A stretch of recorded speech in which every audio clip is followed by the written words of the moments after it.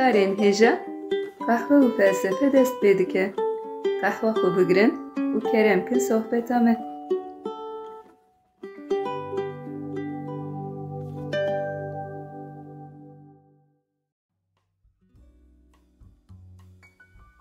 Merhaba guhdarên hêja, bi beşeke nû a qehwe û felsefeyê em careke din li pêşberî we ne. Merhaba guhdarên hêja, me dîsa qehwa xwe hazir kir û bi bernameyeke nû em dîsal pêşberî we ne.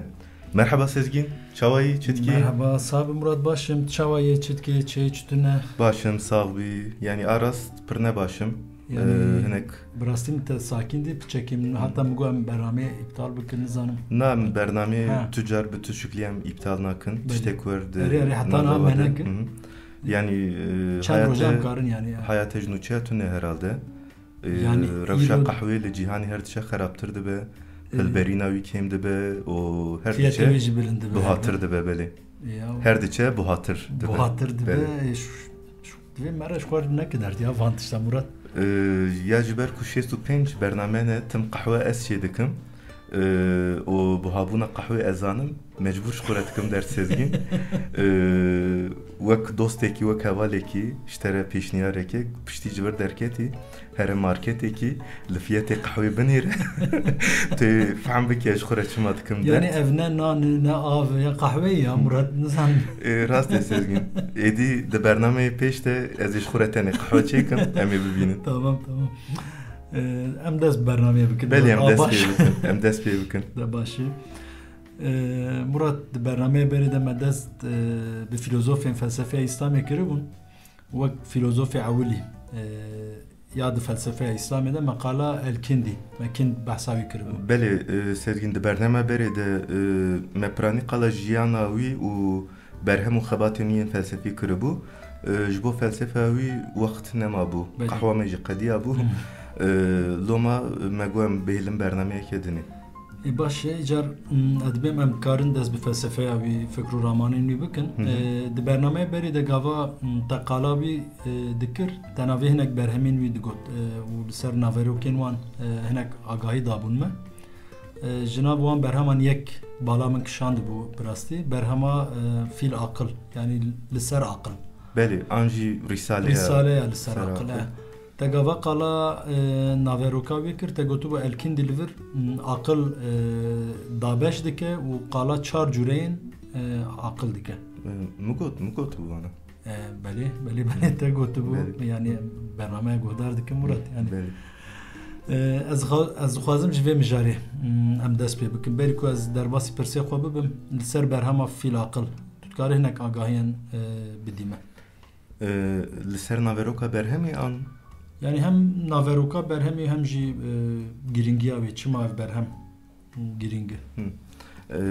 Helbet berhema kindiya bi navê fîl aqil an jî li ser aqil risaleya li ser aqil weke ku ji navê wî jî em dibînin berhemeke li ser aqil e. Kindî nêrîn û teoriya xwe ya li ser aqil di vê berhemê de ava kiriye. Her çi qas berhemeke ne berfireh be jî berhemeke giring e. Çimkî di erebî de cara ewilî mijarên wek cûreyên aqil, astên aqil di vê berhemê de cih girtiye. Kindî di vê berhemê de cih daye felsefe Yunana antîk jî yani di felsefe Yunana antîk de aqil çawa hatî dabeş kirin, aqil çawa hatî şîrove kirin. Di epistemolojiya wan de çawa cih girtiye. Kindî di berhemê de li ser vê mijarê jî sekiniye. Ji ber van sedeman berhema fîl aqil di felsefeya İslamê de wek em çawa bêjin wek berhemeke pêşeng e. Ji bo risaleyên ser aqil û nefsê hatine nivîsîn yani piştî kindî hatine nivîsîn bûye wek rêberek. Lê ev berhem tenê di nav sînorên felsefeya İslamê de nemaye. Dûr e li Ewropayê wergerandine zimanê latînî di dema felsefeya skolastik de wergerandine latînî. Du wergerên latînî yên berhema fîl aqil hene û ev werger di felsefeya Xristiyaniyê de li ser berhemên aqil ji xwe re kirine mijar ve bandoreke giring çêkirine. Te gava qala mijarên di berhemê de cih girtine kir te got berhem qala cûreyên aqil kiriye. Tukar hinekî vê ji me re vekî berfirehtir agahî bidî me Murat. Yani aqil li gor çi û ji bo çi hatiye dabeşkirin? Sezgîn wek cenabê te jî dizane pêvajoya felsefeyê wek pêvajoyekê fikrî bi pirsan dimeşe û pêşve dikeve. Her pirs bi xwe re fikrên nû derdixe meydanê û di heman demê de jî pirsên nû ava dike. Kindî jî wek filozofek li gor vê taybetmendiyê fikrên xwe ava kiriye. Di bingeha dabeşkirina aqil de kindî yani kindî gava vê aqil dabeş dike di bingeha biya de em rastî pirsgirêkeke pirsekê epistemolojîk tên mirov çawa zane û zanîn çi ye. Ev pirs bi eslê xwe pirseke epistemolojîk e, pirseke li ser felsefeya zanînê ye. Lê kindî bi vê pirsê dixwaze bigîje tişteke din jî. Dixwaze fehm bike ku cihê mirov di gerdûnê de çi ye û di nav xweda û mirov de pêwendiyek girêdayîneke çawa heye. Çimkî li gor kindî zanîn net tenê çalakiyeke zihnî ye. Bi her zanîneke mirov di nav hiyerarşiya heyînan de asla xwe bilindtir dike û bi vîya wayî nêzîkî heqîqeta Xwedê dibe. Ji ber van sedeman ji bo em nêrîn û teoriya kindî ya li ser aqil fehm bikin, divê em mijarê berfirehtir binirxînin. Yani tenê di nav sînorekî epistemolojîk de em dikarin meselê fehm bikin. Çimkî wek di serî de jî min got erê ev mesele di eslê xwe de mijareke epistemolojîk e, lê di heman demê de pirsgirêkeke ontolojîk e jî. Murat li vir bibore dixwazim bikevin navberê. Te got ev hem pirsgirêkeke zanînê ye û hem jî pirsgirêkeke li ser heyînê ye. Yani hem pirsgirêkeke epistemolojîk û ontolojîk e. Belê. Ev pirsgirêk kîjan nîqaşê di nav xwe de dihewîne? Yani kindî bi dabeşkirina aqil dixwaze kîjan pirsgirêka felsefî çareser bike? Derdê wî çi ye? Ji aliyê ya miçxweş dest pê ew kiribû te navber dam ji bîr kir. Dîsa bi xebîra min dûr e. Tamam. Ji aliyê dîrokî ve salên ku kindî lê jiyaye xebatên wergerên li ser felsefa Yunan antik zêde bûn. Berhemên Aristoteles, Plotinos, Yunanî de hatin wergerandin û di felsefeya İslamê de wek çavkaniyên girîng belav dibûn. Bi xwendina berhemên felsefa Yunan antik ve filozofên İslamê digihîştin pirs û mijarên nû. Ji van mijaran yek jî ev bû. Zanîna wahiyê û zanîna aqil. Yani dixwastin pêwendiya di navbera zanîna wahiyê û zanîna aqil de fehm bikin. An pêwendiyeke wîsa di nav wan de heye tune viya bibînin. Elkindî jî li ser vê mijarê sekiniye. Kindî van her du zanînan ji hev dûr nedîtiye. Yani sînoreke xurt nexistiye navbera wan. Xwestiye van her du zanînan yani zanîna wahiyê û zanîna aqlî di nav yektiyekî de fehm bike û şîrove bike. Li gor kindî hem aqil hem jî wahî ji çavkaniyek derketine. Ew çavkanî jî heqîqeta Xwedê ye. Yani wîsa bi fikire weke ku du şewqên cuda yên jî heman çavkaniyê derketine bi fikire. Wahî zanîna wahiyê rasterast bi mirovan hatiye hînkirin. Zanîna aqlî jî bi rêya fikrîn û lêpirsînê gihîştiye berdestê mirovan. Yani qesta te ji zanîna wahiyê zanîna dînî ye newlo yani zanînên ku ji aliyê Xwedê ve hatine şandin an jî hatiye em bêjin wahî kirin. Belê zanîna wahî dîn e, zanîna aqlî jî felsefe ye. Li vir rastî tiştekê em rastî tiştekê girîng tên. Di felsefeya Xristiyaniyê de mijareke girîng hebû. Cudahiya dîn û felsefeyê, nîqaşa li ser dîn û felsefeyê. Em dibînin ku nîqaş û cudahiya di navbera dîn û felsefeyê de yani di nav aqil û îmanê de di felsefeya İslamê de jî wek çawa bêjin wek pirsgirêkek hatiye nirxandin û nîqaşkirin. Ev mijar di felsefeya Xristiyaniyê de jî meqala wê kiribû. Hinek filozofan dîn ji felsefeyê girîngtir didît. Hinekan jî dixwaz di nav dîn û felsefeyê de ahengek yan jî em bêjin hevsengiyek ava bike. Di felsefeya İslamê de Murat ev rewş çavayı elkindi di navbera van her du zanînan de yani din û felsefeyê peywendiyeke çawa ava dike çi difikire ser wê elkindi van her du zanînan ji hev cuda nabîne wek min got yani wek du şewqên ji heman çavkaniyê derketine şîrove kiriye vana lê di gihîştin û têgihîştina van her du zanînan de pirsgirêkek derdikeve meydanê tu zanî felsefe bê pirs û pirsgirêk nabe elkindî dibêje em bi sehekên xwe yani bi çav û guhên xwe bi pênc lebatên xwe yên sehekê dibêje em bi vana digîjin zanînan ev zanîn jî tim diguherin wek mînak ez niha destê xwe didim fîncana qehwe û dibêjim ev germ e lê 5 deqe şûn de dîsa destê xwe didim fîncanê îcar dibêjim ev sar e wê çaxê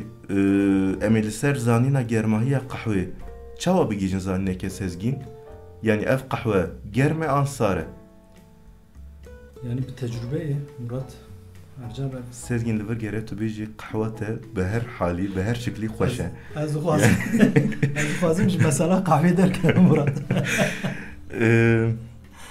yani wê çaxê wek em vegerin pirsa xwe wê çaxê em ê li ser zanîna germahiya qehwê çawa bigîjin zanîneke em ê li ser heyînan çawa bigîjin zanînên gerdûniyên neguherbar elkindî ji bo vê pirsgirêkê çareser bike berê xwe dide şixulîna aqil yani aqil çawa dişoxile aqil çawa pêşve dikeve di nav şixulan de dabeşkirineke dike yani gav em dibêjin cûreyên aqil aras li vir şixulîna aqil dabeş dike yani nabêje aqil çar perçeyên wî hene ji hev cuda ne aqil çawa dişoxile di pêvajoya zanînê de çawa dest bi hînbûna zanînan dike ji vî alî wan ji hev ve diqetîne çimkî li gor kindî bêyî ku em şixulîna aqil fehm bikin ev pirsgirêka epistemolojîk çareser nabe bi vî armancê aqil dabeş dike û çar cûreyên aqlê diyar dike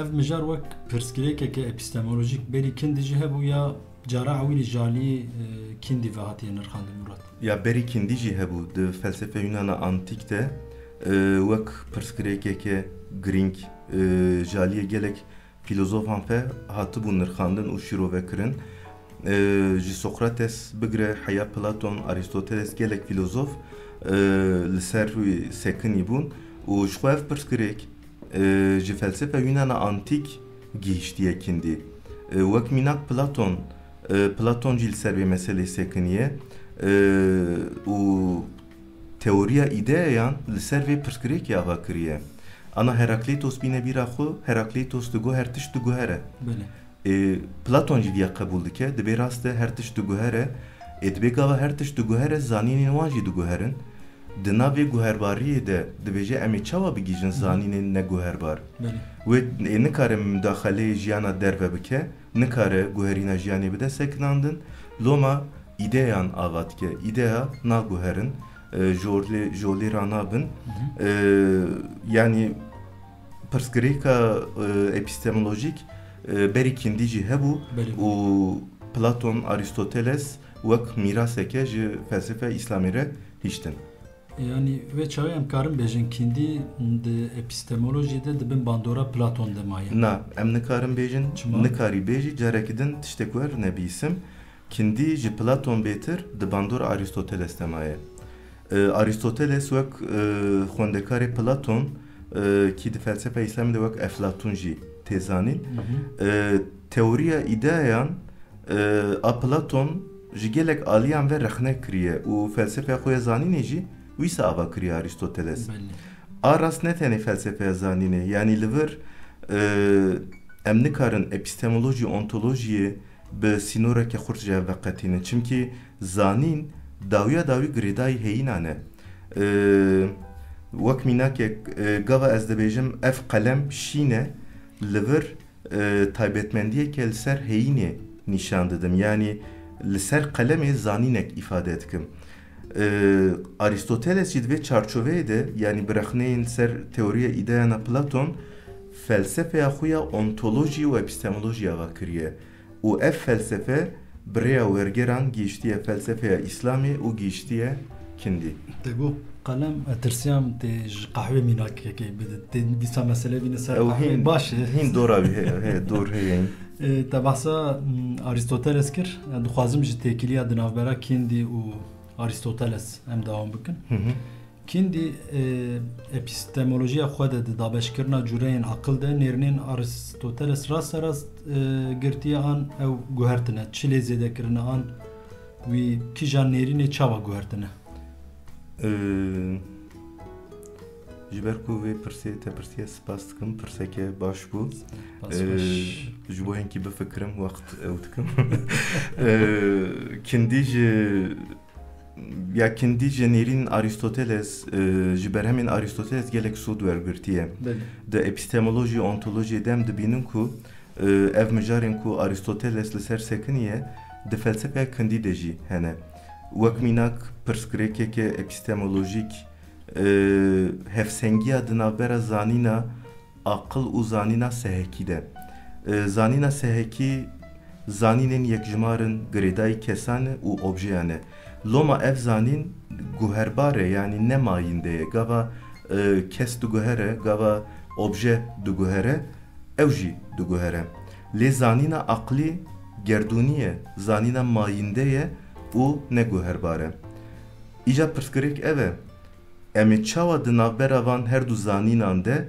pirêyek ava bikin û xwe bigînin zanîna rast Aristoteles di nav van her du zanînan de anjî çawan bêjin di nav du çavkaniyên zanînê de di navbera aqil û sehekan de girêdaniyek wîsa danîtiye Aristoteles dibêje em bi rêya hesekan digîjin zanîna îmgeyan aqil jî bi razberkirina îmgeyan xwe digihîne taybetmendiyên hevpar ev taybetmendiyên hevpar ne girêdayî kes û objeyan ne tekane ne elkindî vê nêrîna Aristoteles qebûl dike lê li gor kindî di vê nêrînê de kêmasiyek heye tedî te goya fikrê Aristoteles qebûl dike an diguherîne heta ciyekî heta vira qebûl dike lê kindî dibêje di vê nêrînê de kêmasiyeke heye dibêje aqilê mirov di vê pêvajoyê de pasîf e ne aktif e yani ew pêvajoyeke Aristoteles qal dike di vê hişê mirov divira de pasîf e loma nikare tena serê xwe di îmgeyan de razberkirineke bike û xwe bigîne taybetmendiyên hevpar ji ber vê sedemê dibêje di pêvajoya razberkirina îmgeyan de divê rêgezeke ji derve hebe û bi hêza xwe müdaxale bike pêvajoya razberkirinê bide destpêkirin ev rêgeza ji derve jî wek aqilê faal aqilê çalak binav dike yani kindî ji aliyek ve nêrînên Aristotelesiyên ser zanînê qebûl dike ji aliyeke din ve jî ciyê kêm dibîne diyar dike û tiştên nû lê zêde dike ew têgeha aqilê çalak mînakeke başa serviya te gotibû meseleya zanînê ji aliyekî ve epistemolojîk e û ji aliyekî ve jî ontolojîk e û te qala tekiliya di navbera epistemolojiya Aristoteles û ya kindî kiribû di ontolojiyê de rewşa vê tekiliyê çawa yani ez wiha bipirsim ew ê baştir bez dibêm kindî di meseleya zanînê de ontolojiya Aristoteles çawa bikaraniye çawa şîrovekiriye belê yani wek di serî de ji me got di epistemolojiya kindî de em şop û bandora ontolojiya Aristoteles dibînin di ontolojiya Aristoteles'te du têgehên girîng hene madde û form li gor Aristoteles her tişt ji yekbûna madde û formê çê dibin û peyda dibin li gor Aristoteles madde tim diguhere lê form naguhere wek cewhereke mayînde ye mirov bi hesekên xwe dikare têbigîjeka madde çi ye lê tenê bi aqil mirov dikare xwe bigîne formê yani madde û form ji hev cuda ne û çavkaniyên ku meriv pê digîje madde û formê jî ji hev cuda ne li vir dîsa mijara zanînê derdikeve pêşberî me مرۆڤ çi qas karibe formê ji maddeyê veqetîne ew qas kare bigîje zanîne. Heya vira nêrînên Aristoteles bûn. Yê min qal kir heya vira nêrînên Aristoteles bûn. Kindî heya vira qebûl dike lê dîsa qala kêmasiyekê dike. Dibêje aqilê mirov girêdayî bedena mirov e. Loma bi tena serê xwe nikare form û maddeyê bi rêya razberkirinê ji hev veqetîne. Loma dîsa têm vê meseleyê digere dîsa tê ser meselê dibêje loma gere aqileke serbixwe aqileke ji maddeyê cuda hebe ev jî aqilê feal e aqilê çalak e. Murat piştî ew qas zanîn û agahiyan dikarin pirsa xwe sereke û girîng bikin. Yani hîn heta niha pirsa sereke tune bû. Vana wek girizgah bûn. Baş e. Di serî bernameyê de gava te qala berhema kindiya bi navê fîl aqil yani risaleya li ser aqil kiribû. Te qala cureyên aqil kiribû. Li gor kindî çend cureyên aqil hene. Kindî van cureyan çawa ji hev vedqetîne piçekî servanan bisekinin. Ji bo vê pirsê dîsa çavkaniya me ya sereke berhema elkindiye a bi navê risaleya li ser aqil. Elkindî divê berhemê de çar cureyên aqilê diyar dike. A yekemîn aqilê potansiyel e. Bi navê orijinal a bikindiyê eger bêjin el aqil bil quve. Li gor kindî ev aqil ji destpêka jiyanê de di mirovan de heye. Yani mirov kinga tên dunyayê xwediyê aqilê potansiyel in. Ji ber vê sedemê di her mirovî de hêz û potansiyela hînbûnê heye. Lê heya ku mirov xwe negîne zanînan ev aqil çalak nabe û pasîv dimîne. Yani kindî dibêje herkes xwedî aqil e, herkes kare bielime, îşkî meriv rûnî bixwîne hinek serê xwe pê bêşîne. Yani loma divê em nebêjin ka aqil. Yani aqil heye yani. Ne ku tune îşkî mera bişoxlîne. A dudiya aqilê fiîlî an jî wek aqilê kiryarî em karin bêjin. Navê orijinal el aqil bil fiîl. Ev jî asta duyemîn e. Ez dixwazim dîsa viya bêjim gavam qala van aqilan dikin cureyên aqila dikin vana di pêvajoya zanînê de elkindî wek ast diyar kiriye. Yani ji destpêkê heya dawiyê aqil ji kîja astan derbas dibe û xwe digîne zanînê. A duyemîn me got aqilê kiryarî ye. Aqilê potansiyel gava tedî me got di her mirovî de heye. Ew aqilê potansiyel gava dest bi hînbûna zanînan dike dibe aqilê kiryarî. Aqil piştî viya forma gerdûniya ku têgîştiye bi rastî jî kare zanibe. Li gor kindî ev pêvajo hînbûn e. Yani hînbûn bi aqilê kiryarî dest pê dike. Pirsê te tune bez derbasiya sisiya bim?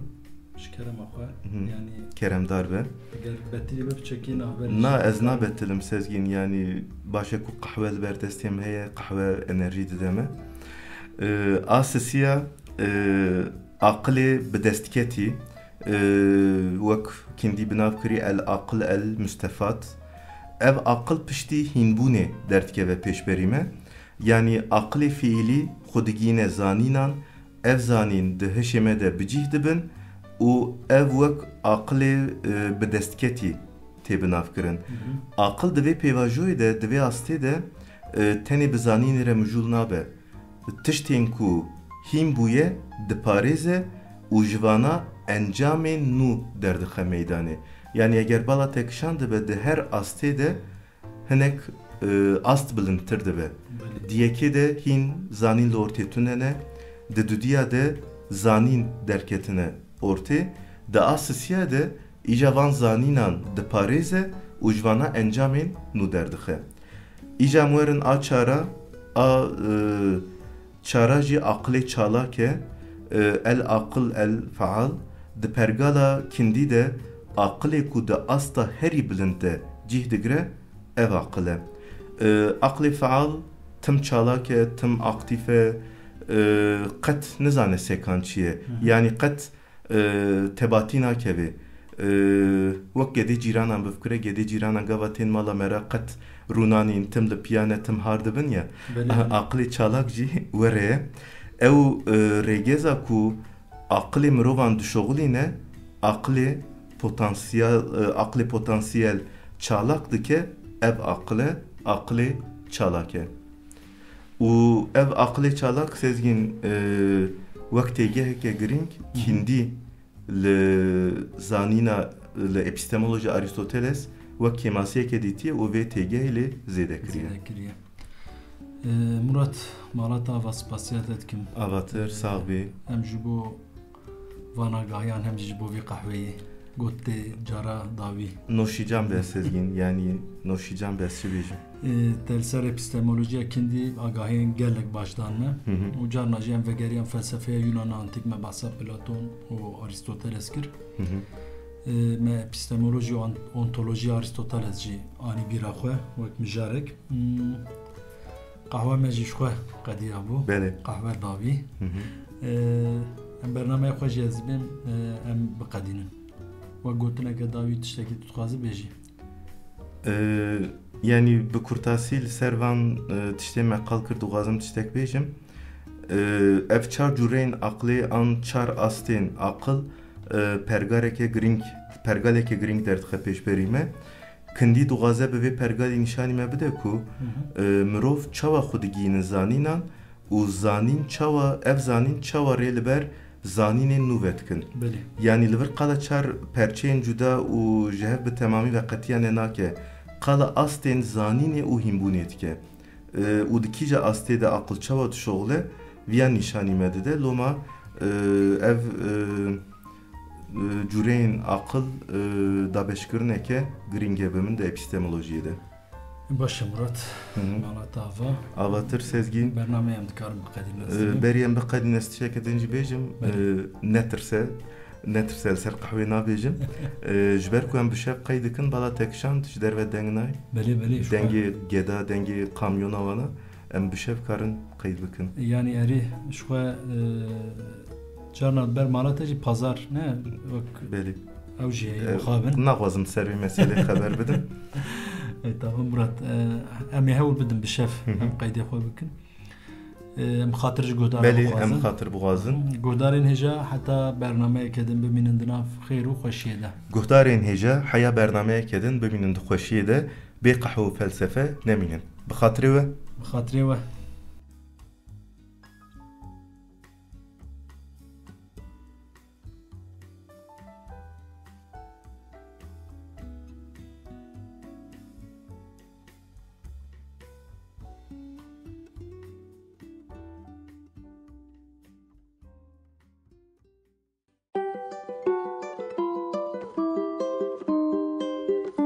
Qehwe û felsefe.